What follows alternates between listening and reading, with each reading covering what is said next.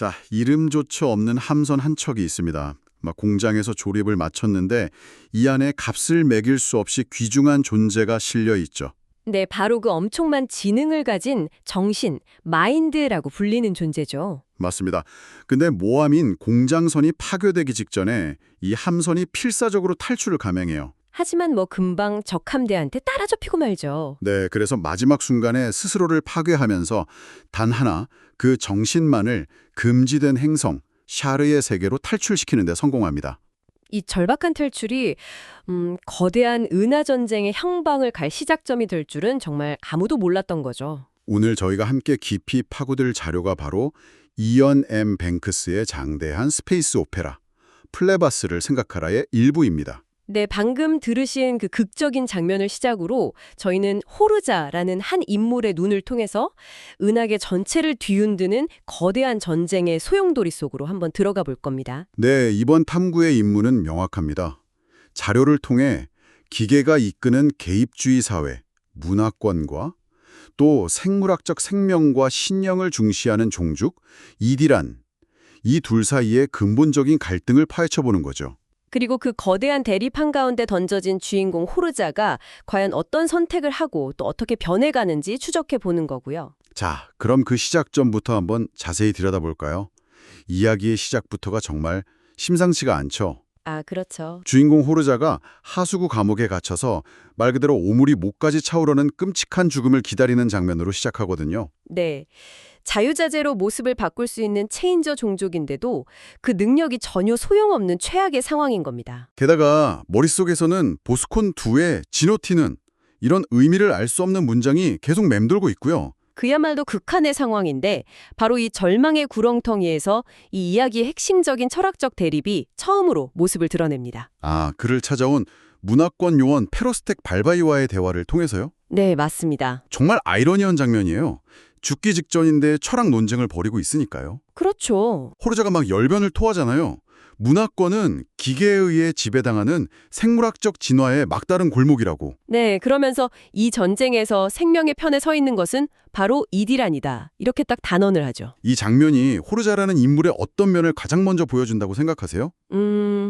자신의 신념에 목숨을 거는 인물이라는 점이죠. 그는 단순히 이디란에 고용된 용병이 아니거든요. 문화권이라는 체제 자체에 대한 깊은 철학적 반감을 가지고 있는 겁니다. 아, 그렇군요. 여기서 바로 이 소설의 핵심 질문이 던져져요. 호르자는 생명을 예측 불가능한 혼돈과 투쟁 그 자체로 보거든요. 네. 반면에 문화권은 기술을 통해 생명을 고통과 무의미한 투쟁에서 해방시키는 것이야말로 생명을 위하는 길이라고 믿는 거고요. 와, 이건 단순히 생명이냐 기계냐의 대립이 아니네요. 생명의 목적이 무엇인가에 대한 근본적으로 다른 두 가지 답변이 충돌하는 거군요. 바로 그겁니다. 정말 흥미로운 대립입니다. 그럼 팽팽한 대립 속에서 호르자는 극적으로 이디란에게 구출되죠. 그리고 상관인 거대한 체구의 조랄론드라를 만나 새로운 임무를 부여받고요. 네, 바로 인트로에서 언급됐던 그 사라진 정신을 회수하는 임무입니다. 샤레의 세계, 일명 죽은 자들의 행성에 숨겨진 그 정신을요. 여기서 정신에 대해 좀 더 짚고 넘어가야 할 것 같아요. 자료를 보니까 이게 우리가 생각하는 일반적인 AI와는 차원이 다르더라고요. 아, 완전히 다르죠. 문화권의 정신은 사실상 신에 가까운 존재예요. 수십억 인구의 사회를 운영하거나 함대 전체를 동시에 지휘하죠. 이건 단순히 전쟁의 흐름을 바꾸는 게 아니라 한쪽 문명의 근간을 흔들 수 있는 엄청난 전력 자산인 셈이네요. 정확합니다. 심지어 이 정신은 문화권이 새롭게 개발 중인 최첨단 전투함에서 나온 거였어요. 아, 최신 기술의 집약체였군요. 네, 이걸 이디란이 손에 넣는다는 건 문화권의 최신 군사기술과 전략적 사고방식 전체를 통째로 넘겨주는 것과 마찬가지예요.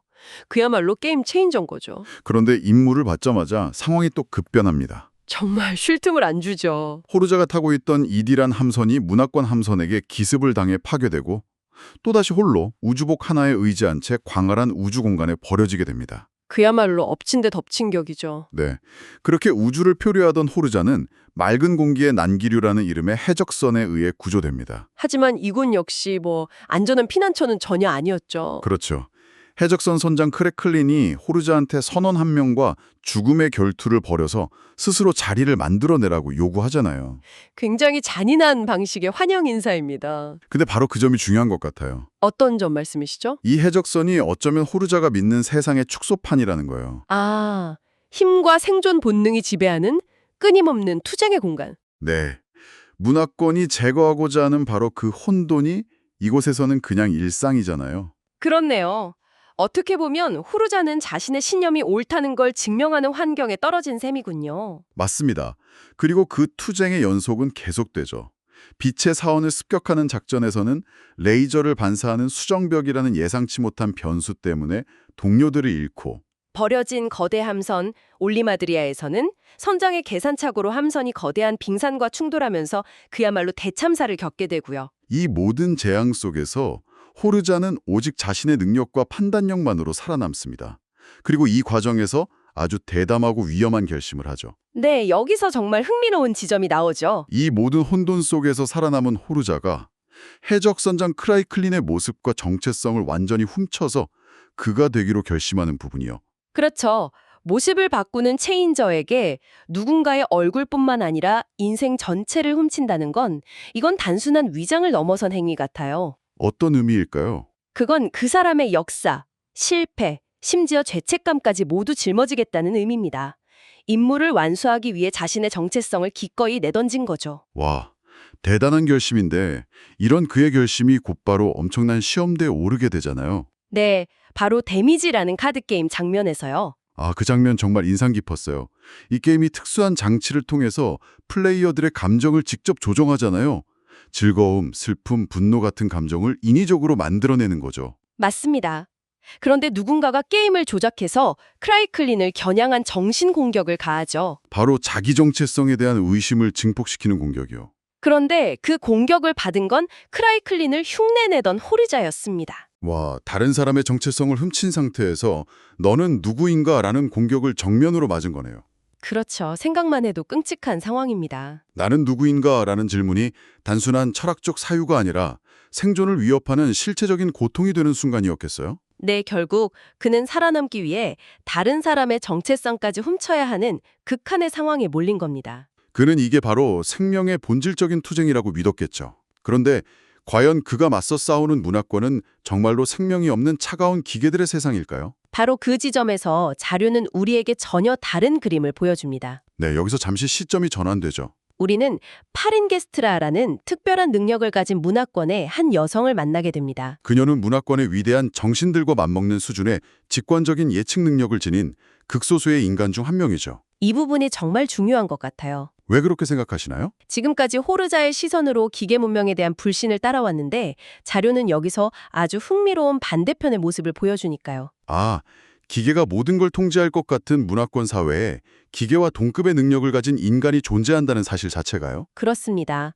이게 중요한 이유는 호르자가 진화의 막다른 골목이라고 비판하는 문화권이 실제로는 이런 특별한 인간의 능력을 존중하고 핵심적인 자산으로 활용한다는 걸 보여주기 때문이죠. 기계가 인간을 대체한 게 아니라 인간과 기계가 각자의 방식으로 협력하고 공존하는 사회라는 걸 암시하는 거군요. 네, 호르자의 비판이 전적으로 옳지만은 않을 수 있다는 첫 번째 균열인 셈이죠.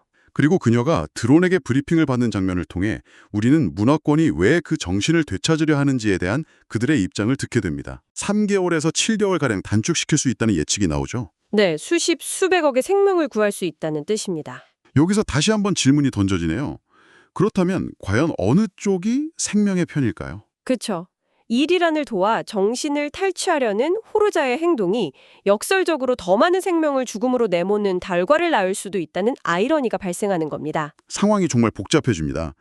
양쪽 다 나름의 명분을 가지고 있는 셈이니까요. 자, 다시 호르자에게로 돌아와 보죠. 데미지 게임의 충격에서 벗어난 그는 이제 진짜 크라이클린을 죽이고 해적선의 지휘권을 완전히 장악합니다. 그리고 자신의 임무를 계속하기 위해 맑은 공기의 난기류, 호위선장으로서 항해를 시작하죠. 그리고 바로 거기서 그는 인생 최대의 충격을 받습니다. 네, 죽은 크라이클린이 새로 고용했다던 그 신입 선원이요? 세상에. 그게 바로 이야기의 맨 처음 그 지독한 하수구 감옥에서 만났던 문화권 요원 페로스텍 발바이였던 겁니다. 정말 소름 돋는 반전이었어요. 문화권은 호르자가 나타나길 수동적으로 기다린 게 아니었습니다. 그렇죠. 적극적으로 그를 사냥하고 있었던 거죠. 최고의 요원을 투입해서요. 그들이 얼마나 치밀하고 무서운 상대인지 보여주는 대목입니다. 네. 문화권이 단순히 평화와 번영만을 추구하는 유토피아 집단이 아니라는 걸 명확히 보여주죠. 그들의 목표를 위해서는 아주 냉혹하고 효율적인 수단을 동원할 수 있는 세력이에요. 호르자는 완벽한 함정에 빠진 거네요. 함선은 정박된 경락고에서 나갈 수 없게 봉쇄되고 문화권의 전투 드론이 정체를 드러내죠. 인질로 잡고 동료들의 생명을 담보로 함선의 주 엔진을 경락고 벽에다 발사해서 그 폭발력으로 탈출하는 그야말로 극단적인 수를 둡니다. 이 장면은 호르자라는 인물의 변화 혹은 그 모순을 극명하게 보여주죠. 생명의 편에 서기 위해 싸운다고 주장하던 그가 네, 이제는 자신의 목적을 위해 동료들을 사지로 내몰고 인간을 인질로 잡는 행위를 서슴지 않게 된 겁니다. 하수구 감옥에서 시작해 해적선의 선장이 되기까지 우리는 도망친 인공지능, 정신을 쫓는 호르자의 험난한 여정을 따라왔습니다. 그리고 그 과정에서 이디란과 문화권 사이의 잔혹한 전쟁의 현실을 여러 각도에서 목격했죠. 네, 호르자는 자신이 기계 문명에 맞서서 혼돈과 투쟁이라는 생명의 본질을 위해 싸운다고 굳게 믿었습니다. 하지만 그 신념을 지키기 위한 그의 행동은 점점 더 파괴적으로 변해갔죠. 그리고 마침내 그는 기계가 통제하는 경락고에서 탈출하기 위해 인간을 인질로 잡고 동료들을 위험에 빠뜨렸습니다. 그의 행동이 그가 옹호하던 생명의 가치와 정면으로 충돌하기 시작한 겁니다. 적을 인질로 잡은 채 동료들의 희생을 발판 삼아 우주로 탈출하는 호르자를 보며 마지막으로 여러분께 이 질문을 남기고 싶습니다. 스스로 옳다고 믿는 신념과 대의를 위한 전쟁에서 어느 지점부터 당신의 행동은 당신이 지키려 했던 바로 그 원칙들을 스스로 무너뜨리기 시작하는 걸까요? 그리고 그 선을 넘어선 순간 당신은 과연 무엇을 위해 싸우고 있는 걸까요?